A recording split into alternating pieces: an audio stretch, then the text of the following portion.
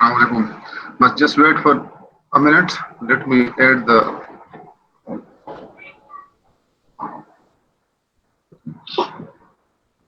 slide because that is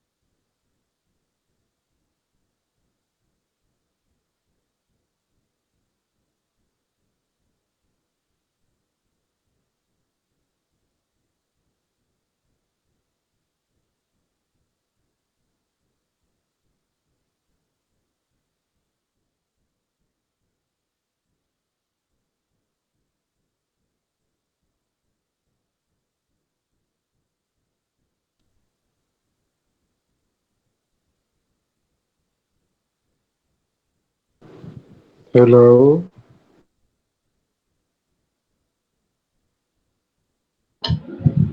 जी जी, आवाज आ रही है। Yes.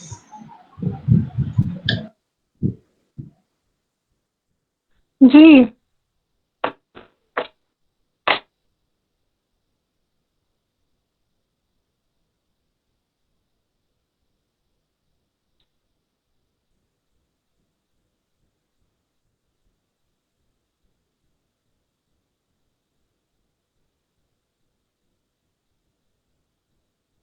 सर हो लेफ्ट को।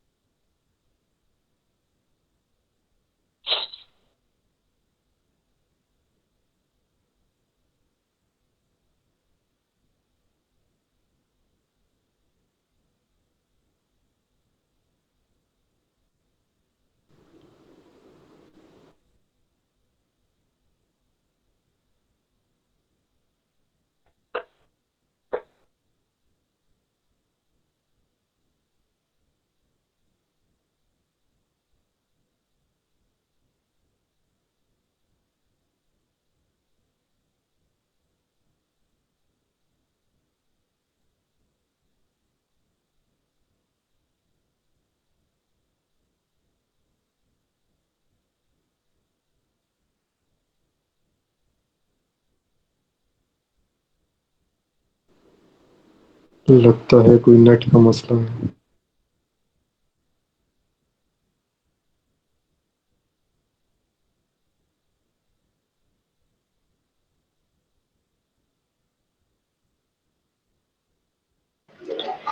मेरे ख्याल में सर ने लेफ्ट किया हुआ है।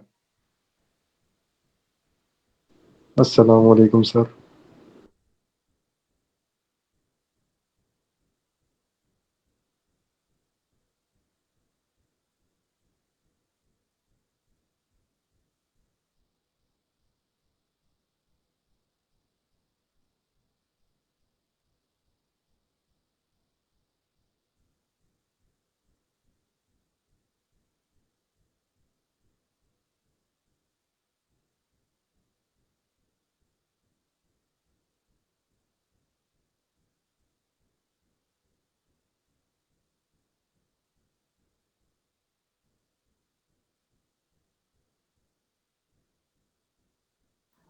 Hello, hello,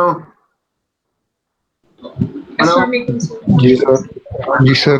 So, I'm sorry for a bit inconvenience.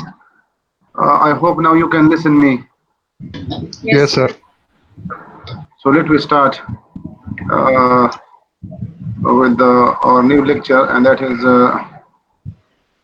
present a window. Let me present a window. From a मुझे से window. बुला सकते बुला लो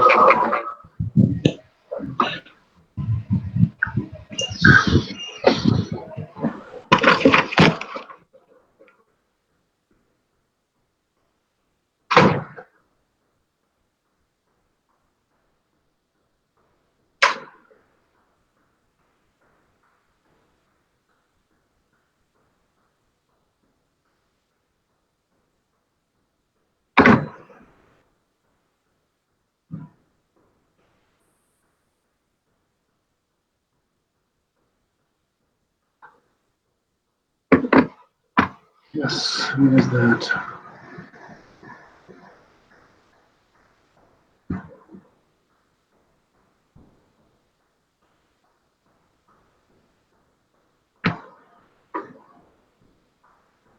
Okay.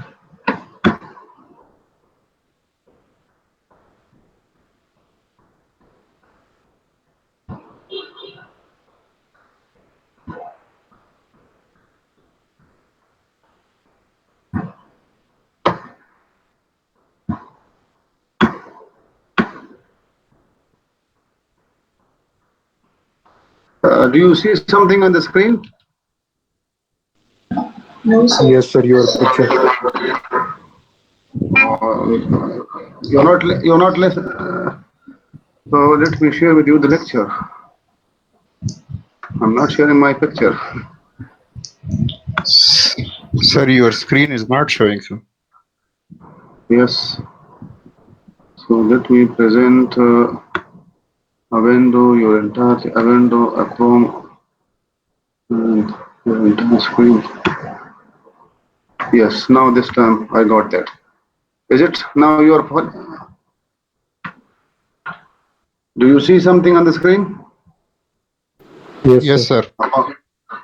A PowerPoint presentation, huh? Regarding steroids. Yes, sir. Hello. Yes, sir. Yes, sir, we are listening. So I think we should start now the lecture. Uh, Excuse me, sir. this is one of the topic. Yes. Sir कुछ students को आपकी आवाज नहीं आ रही है. मैंने तो सबको एडमिट किया हुआ है. अगर वो नहीं हो तो मुझे दोबारा रिक्वेस्ट भेज देता कि मैं उनको वो कर लूं. मेरी तरफ से तो सबको क्लियर है ना. जो सुन रहे हैं उनका अपना मसला होगा. तो उसे कहा कि मुझे दोबारा एंटर हो जाए और मुझे रिक्वेस्ट भेजे, मैं उनको इन कर दूंगा. आपको समझ आ रही है ना? आपको तो जी आवाज सर. आ रही है? जी सर. जी सर. ठीक है. let we start with the corticosteroids or steroids. Steroids. Do you know about steroids? Anyone? Shawaz? Can somebody share with me their idea just in a single sentence? Steroids are immunosuppressant, sir. They are immunosuppressant. Shawaz, you are right. They are immunosuppressant. Any other Shawaz? Steroids are hormones They are hormones. They are hormones like, not hormones. And by the way, what are hormones? Hormones are chemical messengers. But before we proceed, let me share with you some points that you might have. For example, you have a cell, and every cell is having its outer cell membrane. And once it's having outer cell membrane, so it has a phospholipid layer. Like our skin has a biphospholipid layer. So once it has a biphospholipid layer, so it has a molecular weight and structure of high molecular weight compounds. And what is important to understand, when there is a stress or trauma to a particular tissue. So what happened? There is release of prostaglandins, and you are quite familiar with the release of prostaglandins. And these prostaglandins are very important. Some prostaglandins are important. For example, they maintain the blood vessels tone. They maintain the blood vessel tone. And They also work in opening, for example, ductus arteriosus, ductus arteriosus. This is an opening, sir and there is. Screen visible नहीं है. जी screen पे कुछ नजर hello, नहीं आ रहा. किन किन को वही नजर आ रहा है? सर मुझे आ नजर रहा आ है रहा सर. है. नजर आ रहा है सर. सर आ रहा है नजर. उनको बता दो कि आपको दो लिंक, आप जरा दोबारा एंटर हो जाए. मैंने आप सबको एडमिट किया हुआ है. उधर तो से आप दोबारा एंटर हो जाओ. हाँ, so these prostaglandins are very important for the body, you see. But some of the prostaglandins are producing pain and pyrexia, and this prostaglandins, you see, they even then they are considered as good for us. Why they are considered as good for us? Because if some physiological changes or inflammations are there, so it gives us an initial warning and signs that something is going wrong with you. And so pain is an initial warning. Some of the physiologists consider as a gift. And once, if you loss of sensation to pain, and the inflammatory process or the degenerative process is going on, then it will progress, and you don't come to know that something is going wrong with you. So God is the biggest scientist, and these prostaglandins and certain hormones and certain what you can say material are called as autocoids. Autocoids. Auto means self-limiting. Auto means self-limiting, and coids means limiting, and auto means self. So these prostaglandins are synthesized. They perform their physiological function, and then they are metabolized, and then they are vanished, or what you can say excreted from the body. So what is important to understand? Important to understand is that what particular mechanism is followed in the synthesis of prostaglandin. So if I draw it for you, you see there is phospholipids.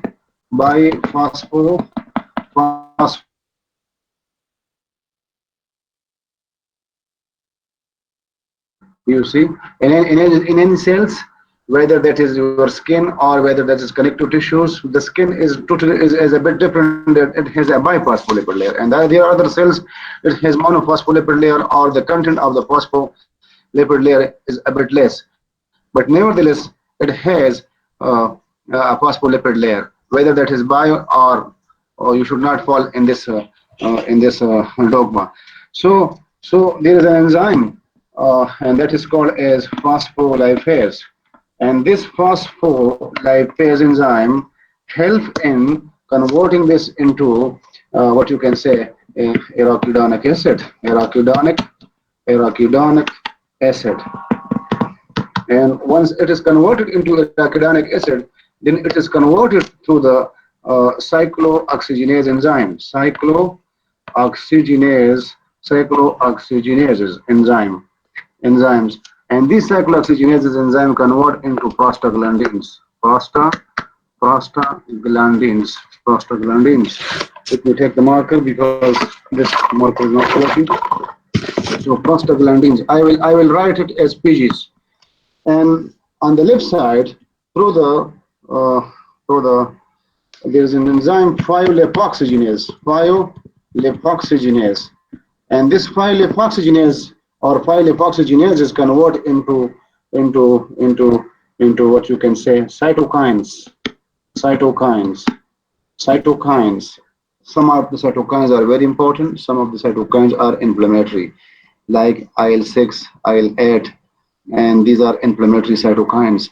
So 5-lipoxygenases, and remember, uh, these are powerful chemotactic agent as well. Chemotactic. Chemotactic mean it is one of the phenomena of inflammation, chemotaxis, that there is margination of WBCs, P-min Ns, and goes and attack on those sides of or any foreign particle on any damaged side of your, whether that is blood vessel or your connective tissue. So chemotaxis. So what is important to understand is this cytokines, some of them are also producing asthma. So now what is important? Since prostaglandins are certain prostaglandins, some are friendly, some prostaglandins are friendly, and some are non-friendly. I will write it non-friendly because the space is less. So, so you can stop it. You can stop the prostaglandin synthesis through blocking this mechanism. And this is how the NSAIDs, non-steroidal inflammatory drugs, NSAIDs, with the prototype drug is aspirin. This is how aspirin work. These other drugs are diclofenac sodium or potassium, naproxen, or as the case may be, ibuprofen, flurbiprofen. So you can stop it here, and then the prostaglandins will not be synthesized. And once the prostaglandin will not be synthesized, then you can manage the pain. But this was a very old story. Now, uh, there is another theory, and that theory is that we can stop it here. We can stop it here, and the steroids are drugs that will have a negative effect or inhibit the phospholipase enzyme, or probably A2 enzyme, yes, that is. And once it is going to inhibit this, so what will happen? Neither this will be synthesized nor this mechanism will be followed. So the procuronic acid level will be less. So वो कहते हैं ना उर्दू में न रहेगा बांस न रहेगी बांसुरी. So what is important to understand? Important to understand is that if you give only NSAIDs for management of this pain on any other inflammatory disorders, so what will happen? The prostaglandin levels will be less, and once the prostaglandin levels are less, so what will happen? It can create problem for you because some friendly prostaglandin will not be there, and the friendly prostaglandin that maintains the tone of the blood vessels. So if you give NSAIDs, if NSAIDs are prescribed, it is going to manage the pain, but it is going to also inhibit those prostaglandin which are friendly.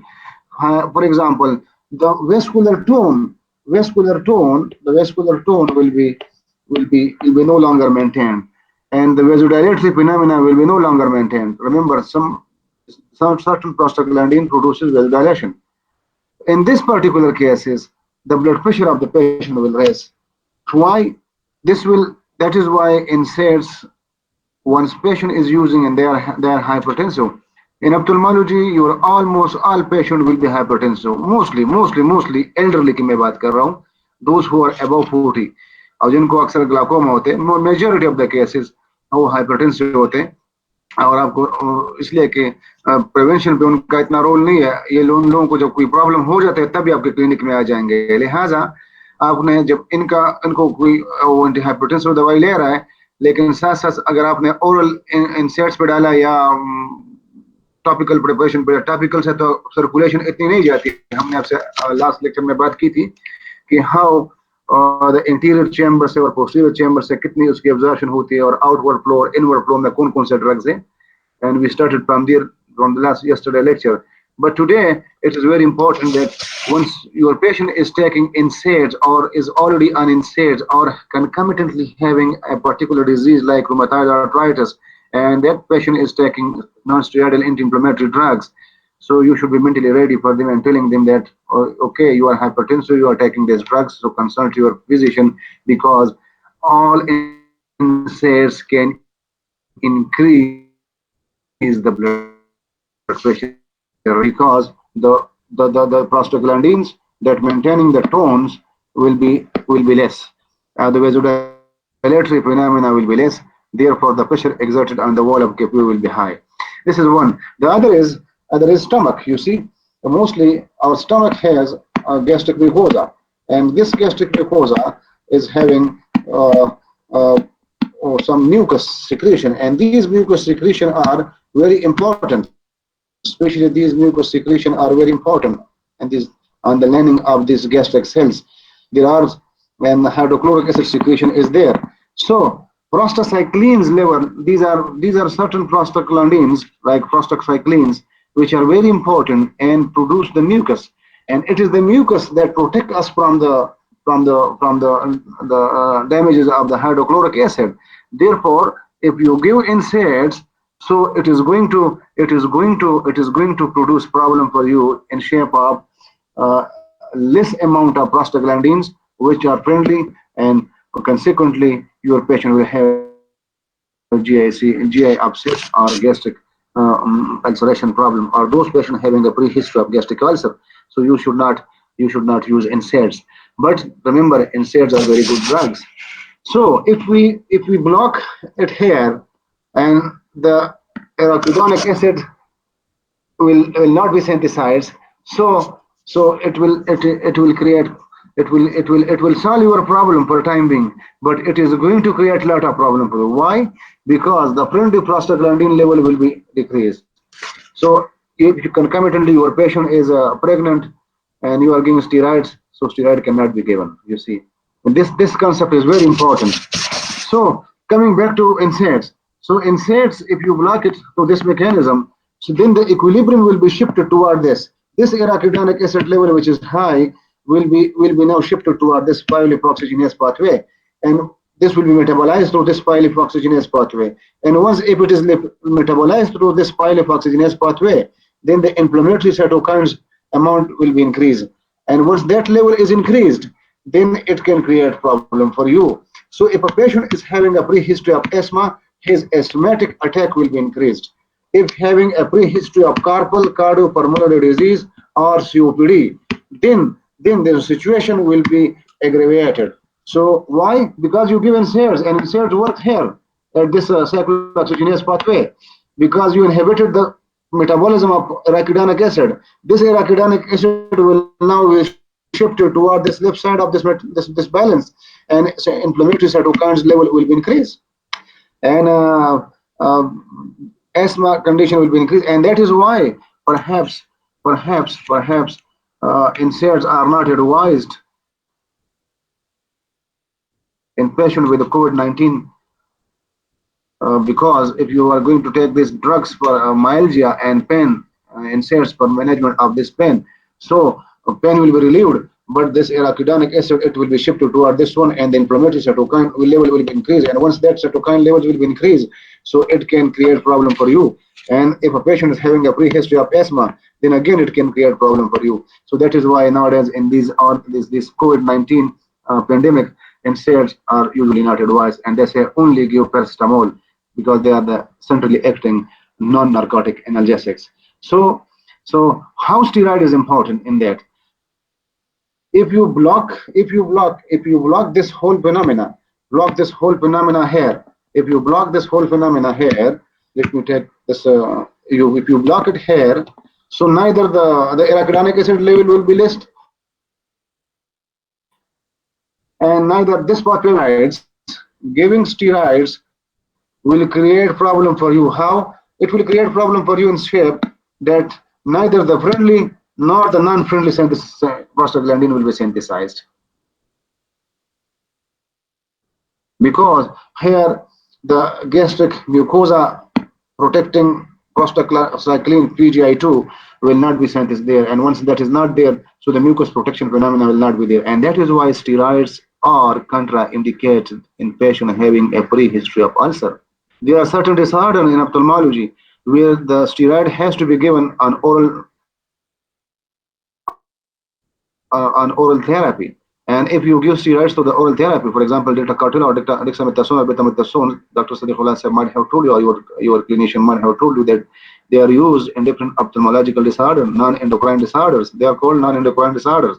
So what is important to understand is that it is going to, if you give steroids, neither the prostaglandin, friendly prostaglandin, nor the non-friendly prostaglandin will be there. So you will manage the pain for time being, but you are creating problem so far gastric ulceration is concerned. So this is how it will be clear once we move on forward in the next lecture in this lecture. So, but yes, steroids can be very helpful because here the inflammatory cytokine level will be decreased now. In the presence of steroid, its level will be decreased, and once its level is decreased, so this is what you need, and probably that is one of the mechanisms that corticosteroids are very helpful.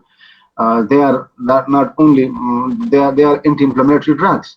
They are anti-inflammatory drugs. Remember, so steroids are being advised for the COVID-19 cases, but you should not use it self-medication. It should be because one of the students said it is immunosuppressant. Yes, it is immunosuppressant, but in large doses.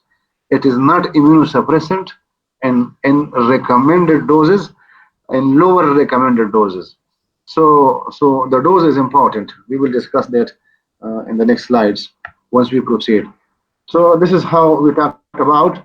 And now you see on the kidney on either side, this is your kidney. Hello? Hello? Hello? Yes, Yes, sir. yes, sir. Yes, or listen, that's good. So on the kidney on either side, there is a gland called adrenal gland, and in the medulla, the center one is called the medulla, and the exterior is called as the adrenal cortex. This is called as adrenal cortex. Cortex mean outer side, and there are three layers.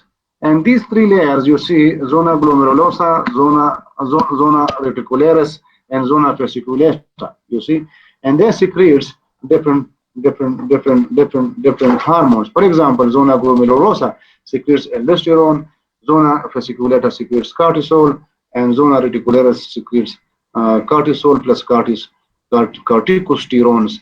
Remember, these are ols. Ols mean alcoholic form. If you recall your APC, this is alcoholic form. And in the liver, it is converted into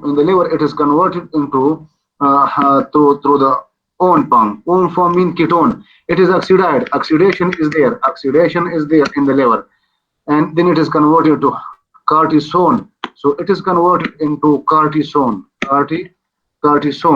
And once it is converted into cortisone, it may be there may be beside oxidation there may be hydroxylation as well, hydroxylation and hydration as well.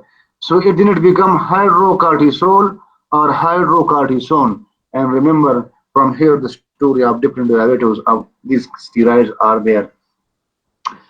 Uh, the terminology glucocorticoid and mineralocorticoid and cis hormones. So I will these one and two are very important.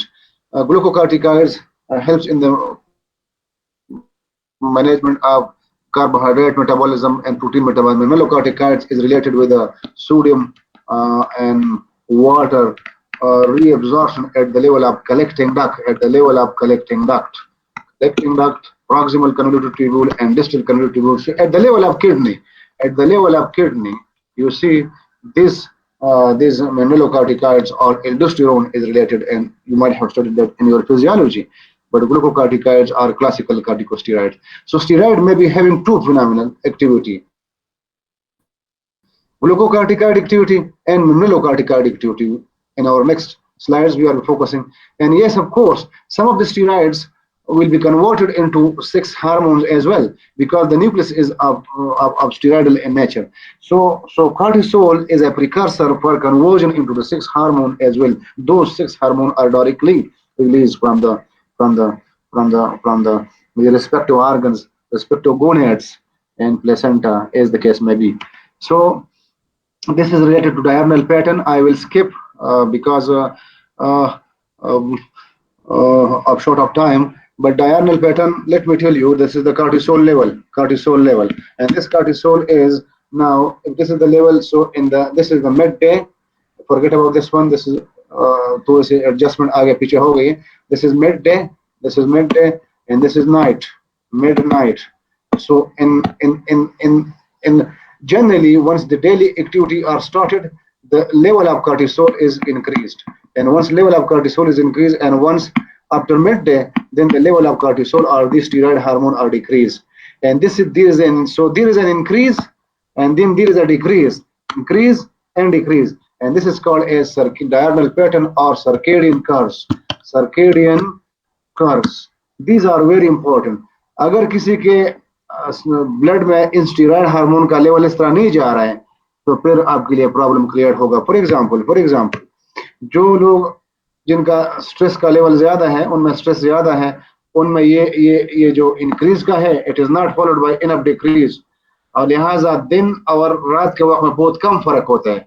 And that is how the negative feedback fails. आगे हम lecture में आपको बताएंगे। This is simple, the hypothalamus pituitary axis, central nervous system, hypothalamus is there, and then there is the endocrine gland, you see anterior pituitary, there may be posterior pituitary as well, but लेकिन ये ज्यादातर ये anterior pituitary में जितने भी hormones हैं उनमें ये hypothalamus pituitary axis exist करते हैं। So if we take this endocrine gland as what you can say cortisol or adrenal cortex, so the cortex secrete cortisol, you see adrenal cortex secrete cortisol. How? From the hypothalamus there is ACTRF, adrenocorticotropic releasing hormone, and then it goes to the anterior pituitary and secretes adrenocorticotropic hormone ACTH, and it is the ACTH that goes and work on the cortex, and then cortex secretes cortisol, remember. So if the endocrine gland, the cortisol level is less, if the cortisol level is less, so it will have a positive feedback to this to increase the ACTRF level, and then it will increase the ACTH level, and once the ACTH level are increased, then the cortisol level will be increased to action on this adrenal cortex. This is a positive feedback. But once if the cortisol level are very high, then it will have a negative feedback, and this high level of cortisol will come and tell the anterior pituitary and the hypothalamus to decrease the respective releasing factor ACTRH level will increase, and then the ACTH level will be decreased. Therefore, the cortex will not be so much sensitized, and then the cortisol level will be decreased. And thus there is a balance. There is a balance between the cortisol level in the midday and the night. And in what happens in stress? What happens in stress? This negative feedback fails. This negative feedback fails. Remember, this negative feedback that fails. And once it fails, so it means there will be persistent secretion of ACTH. Persistent secretion of ACTH will lead to persistent secretion of cortisol, and that is why in the last slide, what we talked about, that the cortisol level is high, and that is why in stress, and that is why the certain clinician advise cortisol level to certain medical disorders, that whether the cortisol level is high or otherwise. जो बंदा रात को नहीं सोता, दिन रात को Facebook की वजह से जागता रहता है, रिमेंबर, और दिन को सोता है तो उसका पूरा डायरनल पैटर्न तबाह हो जाता है। और रिमेंबर, ये दिन में जब इंसान कलीवला करता है, जब इंसान कलीवला करते हैं दोपहर के वक्त, जब आपका कार्टिसोल लेवल पीक पे होता है, रिमेंबर, और आप खाना खाते हैं, नमाज पढ़ के थोड़ा सा आप वो कर लेते हैं, so that gives you a surge. ये आपको इस नेगेटिव फीडबैक, ये आपको वापस लाने में, ये आपको एक एक एक एक एक गियर की किसी काम कर लेते हैं। That is why this is important for you people. So खलीउला लंबे दिनों में, जब दिन लंबे हो जाएंगे तो फिर आपका कार्टिसोल का लेवल भी ज्यादा हो जाएगा, तो उसके चांसेस होते हैं और आपके लिए प्रॉब्लम क्रिएट हो सकता है। इसीलिए प्रॉफेट मोहम्मद सल्लल्लाहु अलैहि वसल्लम did खलीउला, and that is why खलीउला is very important, you see, to have a surge on the this carbohydrate, this release of this. Some conditions, there are some conditions. For example, this is the anterior pituitary, and this is the posterior pituitary, and this is the anterior pituitary, and this is hypothalamus. If this is the hypothalamus, and this is the stalk, and then this is the anterior pituitary, you see. So if there is release of this adrenal cortex and cortisol hormone from the cortex, you see. So what happens if the cortisol level is less and the problem is in the adrenal cortex? Then it is called as Addison disease. This is so primary adrenocortical insufficiency. This is called Addison disease because the problem is here. Remember, and when the problem is here, this at this level, then this is called secondary adrenocortical insufficiency. And if the problem is here at the level of what you can say this hypothalamus, so then it is called as tertiary adrenocortical insufficiency, and the release, if there is deficiency in the releasing factor, as we refer to, So these are some clinical conditions. Once when the patient cortisol level is or the steroidal hormone level is if changed, then the physician advise them sometime CT scan and MRI and to correlate this plasma cortisol levels and his clinical condition with all these things. This was just to give you us that how the role of steroids is there and how it is related to stress. So what is stress? Stress is the non-specific response of the body to a demand, and the demand is usually unusual. If my father asks me or if my son asks me, बाबा मुझे 4 कनाल का या एक घर दे दे जो मेरे demand में नहीं है, so now I will get जो मेरे दार इख्तियार में नहीं है, जो मेरे फीडबैक कंट्रोल में नहीं है, फीडबैक मैकेनिज्म में नहीं है, so then I will get stress, you see, and once I will get stress, so this is the non-specific response of the body to an unusual response. Remember, external environment. So stressor is an agent which attempt to change the internal environment. This may be physical injury may be there may be infection, there may be what you can say a high or low body temperature, hypothermia, pyrexia, emotions, noise, pollution and environmental pollution. And remember, these are all as a stressor agent. These are all stressors. And think about that how much we are under stress, keeping in view this materialistic world. Now the physiological function of these steroids, it increases the carbohydrate metabolism, gluconeogenesis is there, the breakdown of the protein is also there, and the amino acid also there. So cortisol inhibits the glucose uptake by the tissue as well. Cortisol inhibits the glucose uptake. It means the blood glucose level will be increased. Blood glucose level will be increased. How it will increase? Because taking this, the muscles in shape of glycogen glycogen glycogen जब muscle की तरफ जाएंगे glycogen की शक्ल में ये inhibit हो जाएंगे और ये लेवर की तरफ जब जाएंगे ग्लाइकोजन की शक्ल में ये भी इनहिबिट हो जाएगा लिहाजा blood glucose level is increase and that is why steroids are considered as diabetogenic in nature और यही रीजन है कि in pregnancy sometimes the sex hormones level is increased. And when the sex hormone level is increased, so in pregnancy, due to this increase in the sex hormone level, this is called as gestational diabetes is there, and that gestational diabetes is because of increased level of these sex hormones and some other cases, and that will lead to increase in the glucose uptake is inhibited. So what is the net effect? The net effect is that the man is getting a buffalo-like hump. Buffalo means the obese. The man get obese. Uh, Remember, the insulin secretion is also decreased. This is how the steroid works. If this is the blood vessels, you see, and the steroid hormone is there, a steroid that comes, and on the cytoplasm there is a receptor. You see, so this receptor is now taken into center, into the nucleus, and it acts on the DNA, and from the DNA, once you see mRNA from the nucleus that comes to the cytoplasm, and it is the mRNA that encodes the ribosomes, you see, and tell them that to perform protein synthesis. So the modern concept of steroids is that it's going to increase the protein metabolism as well. Remember, protein metabolism भी increase करते हैं, and it is these are ये cortisol. Remember, nature cortisol हमारे body में as a naturally existing steroid है, और यही जो है that comes six hormones other जो है that comes and attach with this receptors, and then this receptor is complex is internalized. It gives information to the nucleus of the cell. It is the nucleus of the cell that regulates the metabolism, and then the protein synthesis is there. So this is the mode of action of steroids. Physiological function, it has weak mineralocorticoid activities as well. और हमने मिनरलोकार्टिकॉइड activity के बारे में ये बात की थी कि ये सोडियम वाटर रिटेंशन की वो करेगा. Remember, steroids are anti inflammatory agents. हमने लास्ट स्लाइड में बात की कि वो फास्फोलिपिडेज A2 एंजाइम को इनहिबिट करते हैं. रिमेंबर, और ये डिलेड हाइपरसेंसिटिविटी रिएक्शन को भी इनहिबिट करते हैं. ये इम्यूनोसप्रेसेंट है, लड़के ने बात की थी. यस, एंटीबॉडी प्रोडक्शन जो है ना वो कम होगी, लिहाजा स्टेरॉइड जो है अपने तरफ से इस कोविड-19 में अपने तरफ से इस्तेमाल भी नहीं करना चाहिए, इसलिए कि आपका बॉडी का जो नेचुरल इम्यून रिस्पॉन्स जो है ना, अगर वो चल रहा है और आपने बिगिनिंग में डायरेक्ट स्टीरॉइड इस्तेमाल कर दी, until and unless your situation is not deteriorated, you should not go for the steroids.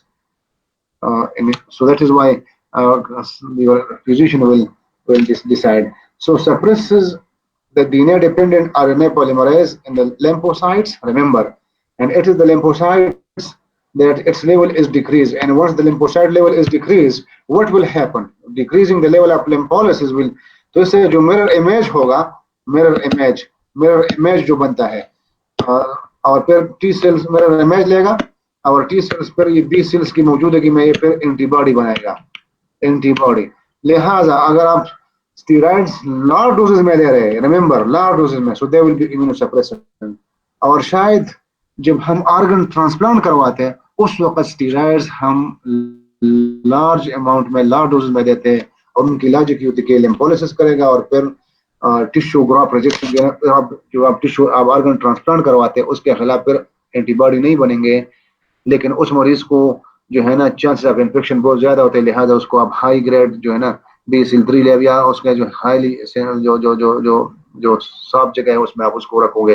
तो हाइजीनिक कंडीशन अक्सर इसलिए उसको आप ICU में रखते हैं, वहां पे आना जाना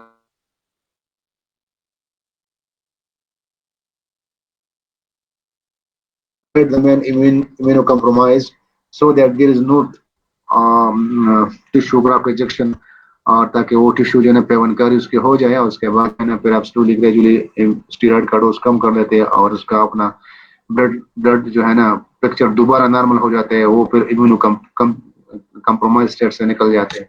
So this is how the steroid work as immunosuppressant as well. Remember, what is the effect on the cardiovascular system? You might have been told in your physiology that there is SA node and then there is a AV node, and this AV node is at the level of what you can say atrioventricular notch, and this is called AV node. And then bundle of Hess, and then Purkinje fibers, and it is the what you can say left ventricle that ejects blood into the aorta is called as stroke volume. This is called stroke volume. So the amount of blood that is ejected into the aorta once the heart squeezes or the heart there's one beat. So what steroids does, steroid, the SA nodal activity is increased, and once the SA nodal activity is increased, so the number of discharges from the SA node that is increased and the conductivity is increased from the SA node to the AV node. Therefore, the heart rate is increased, and once the heart rate is increased, it means it will take less time to reach from here to here. So consequently, the heart rate is increased, and that is why steroids are very life-saving drugs in reversing the bradycardia, especially shock में आपका मरीज जब चला जाता है तो फिर you have to manage the shock and shock. Hello. जी आवाज आ रही है? जी, Yes, sir. shock is a state of circulatory collapse. Circulatory collapse जो है that is called as shock. और यहाँ पर जो है आपको फिर SA नोड से जब AV नोड तक बात आ जाती है और जब टाइम लेता है इलेक्ट्रो जो ऑरिकल कंट्रैक्ट्स हो जाते हैं तो उनका जो करंट है वो सरफेस तक आ जाता है और इलेक्ट्रोकार्डियोग्राम जो है ना वो उसको रिकॉर्ड कर लेता है। सो व्हाट हैपन, स्टीरॉइड्स जो है ना shorten the PR interval in an electrocardiogram. You see, this is an electrocardiogram, and this is the T wave. This is the T wave, this is the S wave, this is the Q wave, this is the R wave, and this is the P wave. So P waves are what? P waves are the aurical depolarization waves. So if I draw it for you, these are the aurical. QRS complex is the ventricular depolarization waves. So I will draw a ventricle here for you. And the T wave is ventricular repolarization wave. So from the start of the P wave till the R wave, this is called as PR interval. So steroids shorten the PR interval mean decreasing this distance in the presence of corticosteroid. What will happen? This electrocardiogram will take a structure like this one. So the PR interval is now like this one. If I keep this QRS complex, that one. So now there's a less time to reach the ventricular depolarization. So the number of beats per minute will be increased, and it will increase the heart rate. So thus the heart rate is increased. Remember, the stroke volume is increased because of positive inotropic effect, and it is the heart rate. Once you multiply that with the peripheral resistance, so it is called as cardiac output. This is called cardiac output. So I replace it for you.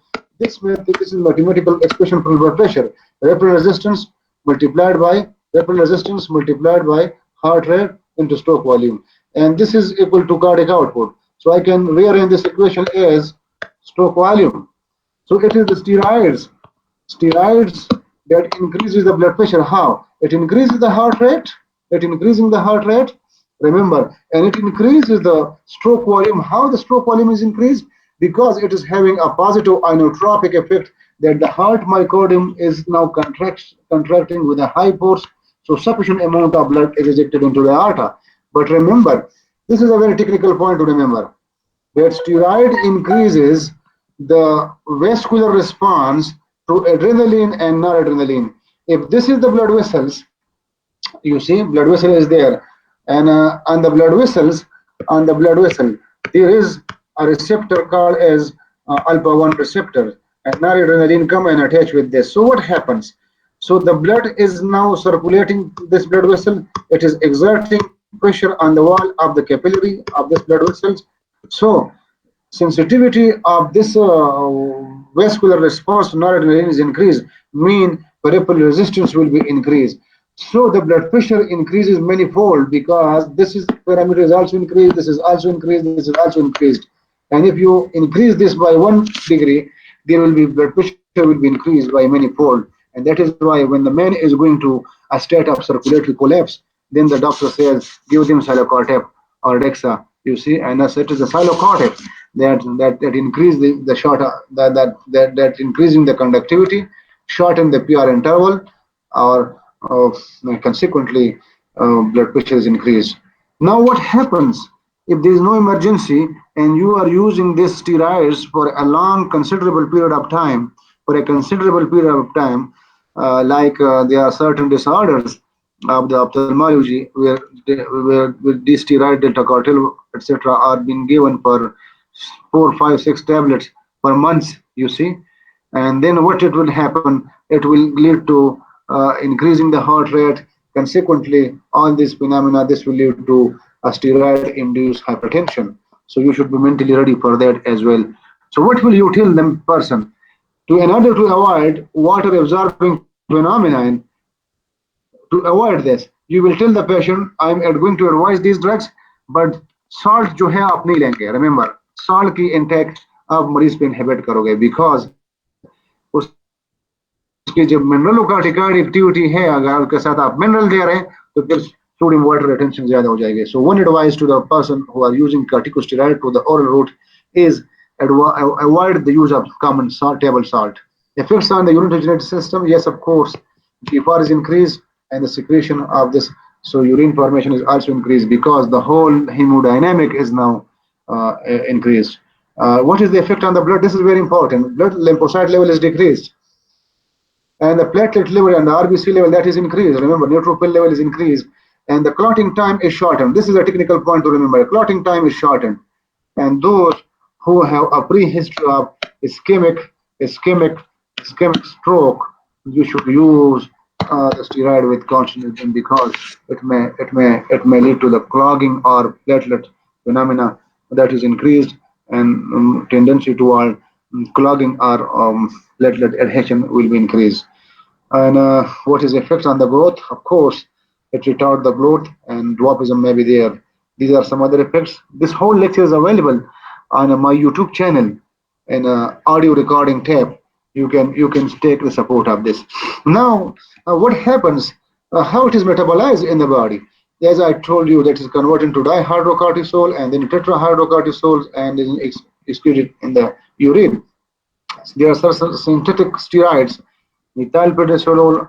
They are more potent anti-inflammatory drugs, and that is why they are used in ophthalmology. So this is some classification based on pharmacological action. This is the relative anti-inflammatory activity, and this is the mineralocorticoid activity. And this is glucocorticoid activity, you see. and these are glucocorticoid. This is glucocorticoid activity. So we have classified steroids like short-acting corticosteroids where the half-life is less than 12 hours. This is hydrocortisone and cortisone. Intermediate acting mean when the half-life is between 12 and 36 hours. Remember, and they are prednisolone, methylprednisolone, and prednisolone. You see, and look at this. You have to take one activity as unity. So the hydrocortisone activity has been considered as unity is a standard, and it has a strong mineralocorticoid activity. Remember, the naturally occurring cortisol or its derivatives, like the short acting, they have a strong mineralocorticoid activity, mean the sodium and water retention phenomena will be increased. Therefore, steroid induced hypertension के chances ज़्यादा है इनके साथ जिनमें strong activity है मिनरलोकार्टिकाइड. लिहाजा आप अगर जरूरत पड़े आप इस्तेमाल करना चाहते तो आप उनसे कहें कि आप सॉल्ट की रिस्ट्रिक्शन पे डालोगे जो once you are using these one, and if you are using this prednisolone and methylprednisolone, yes, so prednisolone और ये जो है इनकी moderate activity है, लेकिन remember anti-inflammatory activity is 3 or 4 or 5 times higher of methylprednisolone than this hydrocortisone. Remember, and regarding fludoprednisolone, this is still time higher potent anti-inflammatory activity. And what about dexamethasone? जब normal COVID, novel COVID-19 में उसकी जो बात आई, so this is 30 times more anti-inflammatory drug, and that is perhaps because of this phenomena. तो market में अगर dexamethasone short हो गए तो कोई बात नहीं, आप बेटामेथासोन भी दे सकते हैं, लेकिन अगर हमने फेसबुक पे आपको ये बताया तो फिर आपके लिए प्रॉब्लम ये भी बेटामेथासोन भी शॉर्ट हो जाएगा, इसलिए हम खामोश है. That is why, because it is having 30 time anti-inflammatory activity, and the mineralocorticoid activity is less, negligible, little or less. Therefore, chances for steroid-induced hypertension is very less with these long-acting corticosteroids. Therapeutic uses, you can give it in endocrine disorder and you can give it in non-endocrine disorder. In endocrine disorder, we talked about primary adrenal insufficiency. Hello? Hello? Sir slide गायब हो गई. Slide गायब हो गए, मेरे ख्याल में 1 घंटा खत्म हो गया. So should I go for that? अच्छा, ये वाला जो लेक्चर है ना, hello, are you listening me? Yes, sir. Yes, sir. ये वाला लेक्चर कंप्लीट अवेलेबल है मेरे यूट्यूब चैनल पे विद डब्ड वॉइस. ठीक है जी. स्टेरॉइड्स और इसका जो कार्टिसोन लेवल है, 2 लेक्चर है, एक स्ट्रेस से रिलेटेड है और एक जो है ना स्टेरॉइड से रिलेटेड है.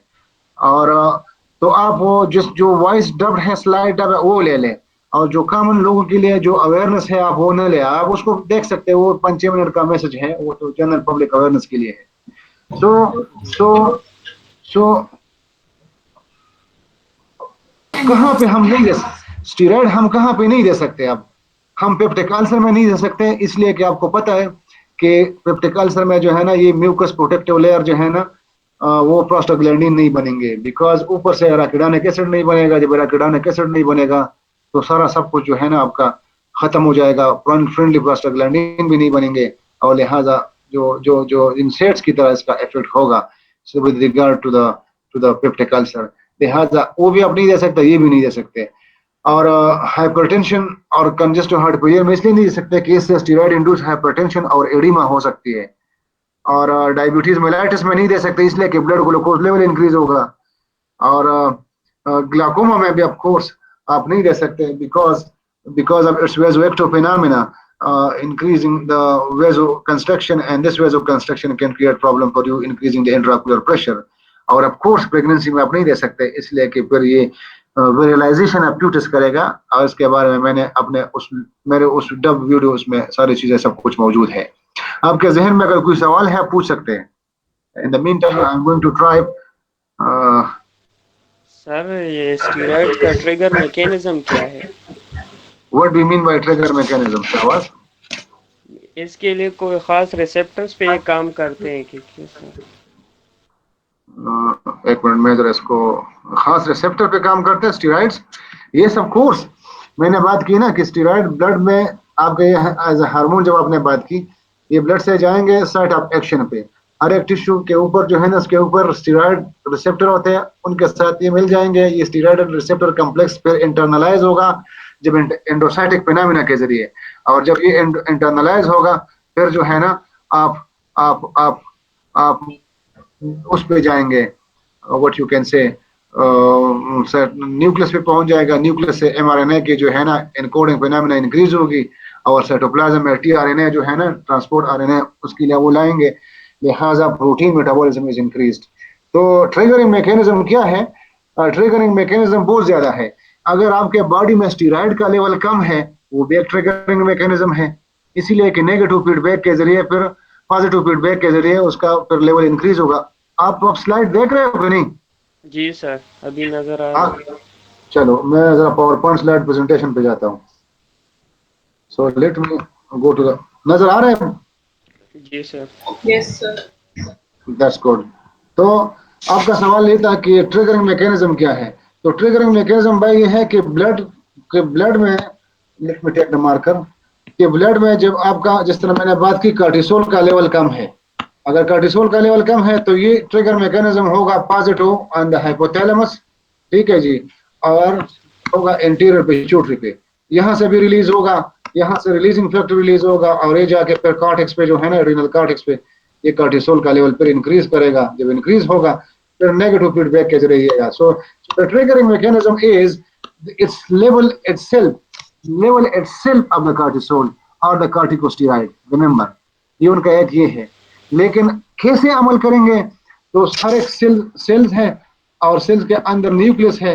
तो जब ये जाएंगे blood, for example this is the blood supply toward this, तो यहाँ पर जब ब्लड सप्लाई यहाँ से आएंगे तो उसके सरफेस पर रिसेप्टर होंगे, इसको मैं आर से रिप्रेजेंट कर रहा हूँ, और स्टीरॉयड जो हार्मोन है इसको मैं एस से कर रहा हूँ।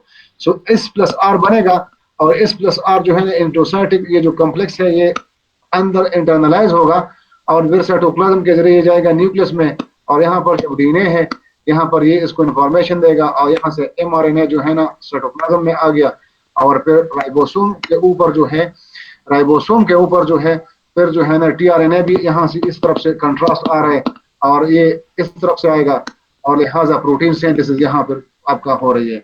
Remember it is the virus की अगर हम बात करें एनकोविड की, इट इज द एनकोविड वायरस कि आपके सेल के अंदर जो जो जो जो जो राइबोसोम है, जिसमें बात याद रखें, ये हमारे जो प्रोटीन का कारखाना है अपने लिए इस्तेमाल करना शुरू कर देते हैं, अपने लिए जी इस्तेमाल करना शुरू कर देते हैं, और दैट्स अ डिफरेंट स्टोरी, बात दूसरी तरफ जाएगी। लेकिन क्या मैकेनिज्म है? ये steroid plus surface receptors, this that is internalized, and once that is internalized then it goes. So this is the mode of action. Triggering factor is the level of the hormone itself, or any stress, जो अभी हमने बात की, any stressor agent, वो भी एक वो है आपके बदन में, जो जो जो मैंने अभी स्ट्रेस के हवाले से बात जी की। तो जी सर। और for example low body temperature, allergy of course is again a stressor agent. और remember, if you recall the previous slide that I share with you, तो वहां पर जो है फिर आपको, अब जिस वक्त हम स्टूडेंट्स थे, अभी आपने बात की कि भाई स्लाइड खत्म हो गया, so we are on that slide, गायब हो गए, तो एंडोक्राइन डिसऑर्डर में आप देते हैं जिसमें primary एड्रेनोकार्टिकल insufficiency, secondary एड्रेनोकार्टिकल insufficiency, congenital adrenal hyperplasia, ये कुछ और डिसऑर्डर्स हैं जहाँ पे गायनेकोलॉजिस्ट और वो इस्तेमाल करते हैं या फिजिशियन। और नॉन एंडोक्राइन डिसऑर्डर जो है इसमें रूमेटॉइड आर्थराइटिस होगा, किसी कोलाजन डिजीज हो गई, ठीक है जी, और जनाब एलर्जिक डिसऑर्डर्स में एनाफिलेक्टाइड, ये सारा जितने भी स्टीवन जॉनसन सिंड्रोम है, fever, because it is working now inflammatory and it helps in the management of tissue graft rejection as immunosuppressant। तो इसका डोज जो है ना बिगिनिंग में हम ज्यादा देते हैं, इसको हम इस तरह रिप्रेजेंट करते हैं। फॉर एग्जांपल बिगिनिंग में 6 टैबलेट है, ठीक है जी, और ट्वाइस डेली फॉर एग्जांपल, तो फिर जो है ना इसको आप कम कम करते हैं, मिड में आप 4 पे आ गए या 3 पे आ गए, और आखिर में आप 1 टैबलेट पे आ गए। इसको हम टेपरिंग ऑफ द डोज कहते हैं, या टेलिंग ऑफ द डोज, या tapering of the dose. Steroid में ये बहुत जरूरी है, अगर आपने एब्रॉड बंद की तो फिर आपके लिए प्रॉब्लम क्रिएट होगा। हाँ, जिस वक्त स्टीरॉयड आप एडवाइस करोगे तो tapering of the dose is very important. तो बिगिनिंग में ज्यादा होते हैं, आप स्लोली ग्रेजुअली इसको कम कर रहे हैं। क्यों कम कर रहे हैं? जनाब अगर मैं इसको एक रेक्टेंगल की शक्ल में ड्रा करो, आपके बॉडी को रेक्टेंगल की शक्ल में ड्रा करो, तो जो फिजिशियन ने एडवाइस किया है this was in this mechanism. तो रिमेंबर बिगिनिंग में शुरुआत आपकी यहाँ थी, बिगिनिंग में आपका अपना स्टेरॉइड लेवल बहुत कम है, लेकिन जैसे आप नीचे जा रहे हैं तो अब आपने बाहर से ये 3 टेबलेट पे लेके आए और यहाँ पर ये वाला जो रीजन है अब आपका बॉडी खुद ब खुद बनना शुरू कर देता है। रिमेंबर ये हमें बात याद रखें। और फिर आखिर में जब आप एक टेबलेट पे जाते हैं तो आपका बॉडी बहुत ज्यादा स्टेरॉइड जो है ना वो खुद ब खुद बनाना शुरू करते हैं। लिहाजा हम इसको टेपिंग ऑफ द डोज इसलिए कर रहे हैं ताकि ताकि आपका बॉडी का जो सिस्टम है नेगेटिव फीडबैक और पॉजिटिव फीडबैक वो बहाल हो। अगर आपने उसको बाहर से दे दिया तो फिर वो काम नहीं करेगा, खुद नहीं बनाएगा। और this is how we take the support of steroid hormone in population planning pills.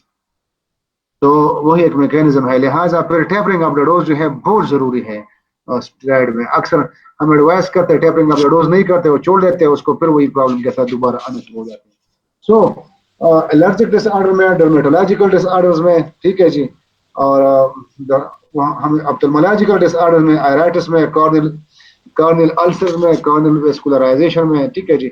लेकिन gone are the days now they are very good drugs. आजकल तो फॉर एग्जांपल जिस तरह कुछ ड्रग्स और भी आ गए हैं जहां पर स्टीरॉयड का इस्तेमाल बहुत कम है, but still steroids in ophthalmology are considered as a drug of choice. Respiratory disorder में एज एंटीएस्मेटिक हम देते हैं, और ब्लड डिस्प्लेजियाज में भी हम, blood dysplasia means abnormal blood picture, वहां पर भी हेमाटोलॉजिस्ट जो है ना इसको एडवाइस कर लेते हैं। वहां पर डोज मुख्तलिफ है, यहाँ पर डोज मुख्तलिफ है। और न्यूप्लास्टिक डिजीज में भी to control hypercalcaemia steroids are used. So in nutshell steroid have a very good uh, uh, pharmacological action. कहाँ पे नहीं दे सकते कंट्राइंडिकेशन? पेप्टिक अल्सर में नहीं दे सकते, हाइपरटेंशन में इसलिए खुद हाइपरटेंशन कर लेते हैं, साइकोसिस में नहीं दे सकते, और जिनको इंसोम्निया है उसको अक्सर you have to treat insomnia because ये आपके लिए प्रॉब्लम क्रिएट कर सकते हैं। डायबिटीज मेलाइटिस में बजाय तो खुद ये डायबिटोजेनिक है। ग्लाकोमा में आप नहीं दे सकते हैं because it is going to produce construction and intraocular pressure will be raise. आप दे सकते हैं लेकिन विद काशन, और साथ साथ जो है दूसरे अदर स्टैंडर्ड ड्रग आप देंगे तो फिर this will be the clinical reasoning and clinical judgement. आप ऑप्थेल्मोलॉजिस्ट के कितना अगर देना है तो कितना देना है। और एंटी इन्फ्लेमेटरी के लिए कुछ अदर ड्रग्स भी अवेलेबल है जिस तरह इंसेट्स है। So it's up to you इनमें से अपने किसको पे लेने और कहाँ पे इस्तेमाल करना है। प्रेगनेंसी में नहीं दे सकते because it produce paralysation of foetus. हाँ, ये तो इसे एक हिस्ट्री है आप लोगों के लिए कि 1846 में 1855 में Edison was a medical student और इंग्लिश फिजियोलॉजिस्ट था। उसने क्लिनिकल वर्क सिंड्रोम पे काम किया for destruction of the adrenal cortex, उस पे काम किया। और डॉग्स ले लिया, कुत्ता ले लिया उसने, और बायलैटरल एड्रिनलेक्टोमी उन्होंने कर दी। और फिर जब डॉग से उन्होंने एड्रिनल ग्लैंड दोनों साइड से किडनी से हटाया, so the condition of the dog was worsened. और जब डॉग्स की कंडीशन वर्सन हो गए तो उनको पता चला कि यार इसके अंदर कोई चीज है। फिर लोग कहते हैं इसका कोई काम ही नहीं, जिस तरह लोग कहते हैं ना कि अभी अपेंडिक्स के बारे में लोगों का कोई कुछ राय है। लिहाजा 1856 में ब्राउन स्क्वाड फ्रेंच फिजियोलॉजिस्ट ने ये किया कि डॉग से ये एड्रिनल ग्लैंड जो है किडनी के ऊपर जो होते हैं ना बायलैटरल, दोनों साइड ने उन्होंने ये काट लिया, रिमूव कर लिया। तो एड्रिनलोटोमाइज डॉग में इस कंडीशन वाज वर्सन। फिर उसने क्या किया कि इसका कीमा बनाया और इससे अल्कोहलिक एक्सट्रैक्ट बनाया, और वही अल्कोहलिक एक्सट्रैक्ट दोबारा उनको दे दिया। जब दे दिया then he came to know yes is the condition of the dog was relieved. तो फिर उनको समझ आई कि यार इसमें कोई काम तो है, कोई काम की शय तो इसके अंदर है। लिहाजा पेशेंट विद हाइपरकॉर्टिसोलिज्म जो है ना 1919 में 1932 में, remember world war first was there and Cushing was American neurosurgeon was there and he उसने basophil adenoma of the pituitary gland और उसने कुशिंग सिंड्रोम की पेशेंटगोई की। और आइसोलेशन ऑफ कार्टिसोल जो है एंड सिविल स्टीरॉइड्स 1943 में again world war 2 was there 1945 में फिनिश हुआ था। And Shoppy was a scientist and this is very interesting to understand कि corticosteroids were used in the treatment of rheumatoid arthritis and he was awarded as the Nobel Prize in 1950. And उसकी मेनुलोकार्टिकाइड activity 1956 में फिर मालूम हुई। पहले मेनुलोकार्टिकाइड activity के बारे में कोई काम नहीं था, लेकिन they were using this for the treatment of rheumatoid arthritis. So the story started from 1846 and it reached to 1850 or rather 54. तो 100 साल की हिस्ट्री है। रिमेंबर, 100 साल की हिस्ट्री किस चीज की है? सिर्फ कार्टिसोल की है। और यहाँ पर अगर कोई थोड़ा बहुत रिसर्च कर ले तो कहते हैं आप लोगों ने किया क्या। तो this is an eye opener slide पर यू, ये जो कार्टिसोल आपके सामने है इस तरह नहीं है किसी के ऊपर नाउजुबिल्लाह वह इल्हाम नहीं हुई, ठीक है जी। तो इसके पीछे 100 साल की मेहनत है। इस तरह इंसुलिन की भी अपनी हिस्ट्री हम आपको बताएंगे, लेकिन today's lecture was all about corticosteroids. अब जो है ना मिथाइल प्रेडनिसोलोन, ठीक है जी। If I carry you back and dexamethasone and betamethasone, remember यहाँ पर जो है इसकी मेनुलोकार्टिकाइड एक्टिविटी जो है बहुत कम है, और एंटी इंफ्लेमेटरी फिनोमेना जो है नेचुरली एक्टिंग हाइड्रोकॉर्टिसोन या कार्टिसोल उसके मुताबिक में 3.5 या 5 टाइम inflammatory activity है। So that is why now they are, और ये 5 टाइम उसकी प्लूटिप्रेनिसोलोन का जो है ना 5 टाइम एक्टिविटी ज्यादा है एंटी इंफ्लेमेटरी। तो अब अभी जो है ना लोग इस पे आ गए हैं, पैरामेथासोन पे, डेकामेथासोन पे, डेक्सामेथासोन पे जो है ना इसकी मेनुलोकार्टिकाइड एक्टिविटी ज्यादा है, सॉरी नहीं है, और एंटी इंफ्लेमेटरी एक्टिविटी और वो बहुत ज्यादा है, या ग्लूकोकार्टिकाइड एक्टिविटी ज्यादा है। सो आपने किस रूट से देना है, कैसे देना है, किस डोज में देना है, सारा सब कुछ इसमें है। एनी क्वेश्चन शाबाश? सर आई बस सर ये जो जितने भी कार्टिकॉइड्स है सर, ये तो नॉर्मली जो है बॉडी में प्रोड्यूस होते हैं सर। तो ये नॉर्मली जो है ना, ये जितने मतलब प्रॉब्लम्स है जो हम मतलब अगर ड्रग्स के शक्ल में ले ले तो वो प्रॉब्लम्स हो सकते हैं, तो नॉर्मली वो क्यों नहीं होते सर? आप जरा अपने सवाल को इलाबोरेट करें। आप क्या कह रहे हैं कि बॉडी के अंदर होते हैं? मैं कह रहा हूँ सर कि ये जो है ना ये स्टीरॉइड्स जितने भी है सर, मेनरेलोकार्टिकॉइड्स और ग्लूकोकार्टिकॉइड्स, ये तो नॉर्मली जो है ना एड्रीनल कॉर्टेक्स से रिलीज होते हैं ना सर। तो ये तो नॉर्मली बॉडी में होते हैं सर। तो ये जो हम ड्रग्स देते हैं स्टीरॉइड ड्रग्स, तो वो बाहर से जो ड्रग्स देते हैं वो प्रॉब्लम क्रिएट कर लेते हैं बॉडी में। तो ये नॉर्मली जब बॉडी में क्रिएट होते हैं तो वो क्यों प्रॉब्लम नहीं क्रिएट करते? यस, वो भी प्रॉब्लम क्रिएट कर सकते हैं, लेकिन वो उनका वो नेगेटिव फीडबैक मैकेनिज्म और पॉजिटिव फीडबैक मैकेनिज्म जो है वो एग्जिस्ट करता है। लेकिन अगर आपको कोई प्रॉब्लम ट्रॉमा हुई, फॉर एग्जांपल आपकी नॉर्मल जिंदगी आप बैठे हुए हैं, लेकिन आप साइड पे जा रहे हैं, सड़क पे जा रहे हैं, आपका रोड साइड एक्सीडेंट हो गया आपको, या आपको कोई इन्फेक्शन हो गया, अब ये आपकी जिंदगी नॉर्मल नहीं रही, and once you come across with an infection, तो फिर आपका बॉडी जो है ना, अमूमन इन्फेक्शन बाज दफा होते हैं सेल्फ लिमिटिंग। ये जहन में बात याद रखें, सेल्फ लिमिटिंग मोस्टली। जिस तरह सर्जरी के बारे में अच्छे सर्जन ये कह रहे हैं कि अगर आपने स्टेरिलाइजेशन सही की है और आप प्रॉपर तरीके से स्क्रब हो और आपने सर्जिकल प्रोसीजर की है, so there is no need to give even antibiotic. ये अगर आप अच्छे सर्जन से बात कर ले, इसलिए कि बदन बजाते खुद, अगर आपका बंदा जो है ना बजाते खुद इम्यूनो कॉम्पिटेंट है तो वो इसको कोप कर लेगा। ये जहन में बात याद रखे। लेकिन अगर आपको ट्रामा हो गया है, स्ट्रेस हो गया है या बाहर से, तो फिर जो वहां पर लोकल रिस्पांस होता है, कीमोटैक्सिस होता है, टिश्यू डिजनरेशन होती है, फिर उसकी उस साइड पे पेनिट्रेशन जो है ना वो कंप्रोमाइज होते हैं। लिहाजा अमूमन जो है ना फिर हमें बाहर से लार्ज डोजेज में देना पड़ते हैं, बाहर से लार्ज डोजेज में देना पड़ते हैं। या जिस तरह आई को जो सर्कुलेशन है आपको पता है, उसका इंटीरियर चैम्बर पोस्टीरियर चैम्बर है, और जनरल सर्कुलेशन से ये अलहदा अपने एक सर्कुलेशन है। इसलिए लोग जो है ना ऑप्थेल्मोलॉजिकल जो है ना, अगर आप ओरल दे रहे तो फिर टॉपिकल प्रिपरेशन की क्या जरूरत है, लेकिन वो कहते हैं कि नहीं, चूंकि अपने एक उसका एक वो है आर्गन है अपना, उसका एक सर्कुलेशन है, लिहाजा बेहतर ये है कि हम टॉपिकल प्रिपरेशन दे दें और उसके हम जो सिस्टमिक एपेरेटस को अवॉइड कर लेते हैं। तो there are different school of thoughts, लेकिन क्यों देते हैं? इसलिए कि लोग कहते हैं कि मेरा बेटा जो है ना या मेरा मरीज बहुत जल्दी ठीक हो जाए। Yes of course you have to give it from the outside exogenous side. बाज दफा जो है ना मेन आपकी बॉडी जो है ना वो उस हिसाब से बना नहीं रहे होते। तो मुख्तलिफ स्कूल ऑफ थॉट्स है सर। जिस तरह मैंने सर्जरी के बारे में बात की कि डॉक्टर कहते हैं कि नहीं एंटीबायोटिक की भी जरूरत नहीं अगर आपने सही वो की है, लेकिन बस कहेंगे आपको ऐसे पेरेंट्स भी मिलेंगे कि डॉक्टर साहब मेरे बच्चे को थोड़ा सा बुखार है, मैंने ये मुझे अच्छे से एंटीबायोटिक दे दे ताकि मेरा बेटा जो है ना बहुत जल्दी ठीक हो सके। और आपको ऐसे पेरेंट भी मिलेंगे कि ओके, या डॉक्टर कहते हैं कि नहीं, बच्चे को थोड़ा सा बुखार है लेकिन ये ठीक हो जाए, एंटीबायोटिक देना जरूरी नहीं है. तो there are different school of thought and it depends on the severity of the disease.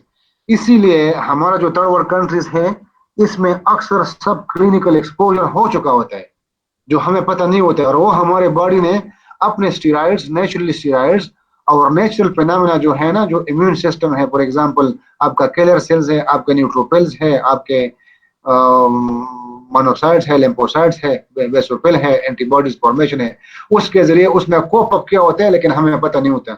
मैं अब भी आप लोगों से कह रहा हूँ कि आजकल ये जो पीसीआर टेस्ट के पीछे लोग लगे हुए हैं कि पीसीआर करो, पीसीआर करो, पीसीआर टेस्ट का टाइम गया अब इस पेंडेमिक में. अब सारे एसएआरएस जो है ना एंटीबॉडी टेस्ट करें. अगर आप एंटीबॉडी टेस्ट करवाएंगे, एंटीबॉडी टेस्ट अपना करवाओगे, तो इसमें आपको पता चलेगा कि आपका आईजीएम और आईजीजी जो है ना वो वो मोस्टली इनका पॉजिटिव होगा. इसका मतलब ये है कि इनको ये इन्फेक्शन हो गया है और वो खुद ब खुद ठीक हो गए हैं. समझ में आई बात? तो दिस इज कॉल्ड सब क्लिनिकल एक्सपोजर. जी, एनी अदर क्वेश्चन? कभी हम आएंगे, आप लोग पीको में होते हैं या नहीं? नहीं सर, आजकल तो छुट्टियां हैं। घर में है सर। घर में है, ठीक है. तो एक बंदे ने कहा सदीकुल्ला साहब को बुला लो, तो मैं सोचा कि यार कुछ कोई है जो ये शायद आप उस पे हैं. ठीक है. एनी क्वेश्चन शाबाश, सवाल कर ले, जरूरी नहीं कि मैं हर एक सवाल का जवाब दे सकूं. आप गूगल कर सकते हैं, Google is the best teacher. जी सर। तो आज आप चले जाए, और मेरा जो लेक्चर है वो यूट्यूब पे स्टीरॉइड्स के हवाले से 2 लेक्चर है, एक स्ट्रेस और कार्टिसोल से है और एक जो है स्टीरॉइड्स का जनरल है. यही चीज है, ये डब है, वॉइस डब है, आप उसको वो कर सकते हैं, देख सकते हैं. ठीक है सर. ओके जी, थैंक यू सर. अल्लाह हाफिज.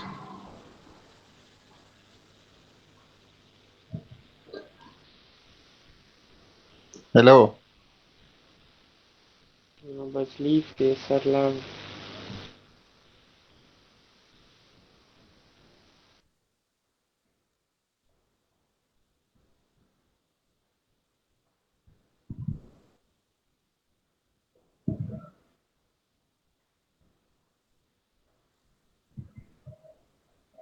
हेलो.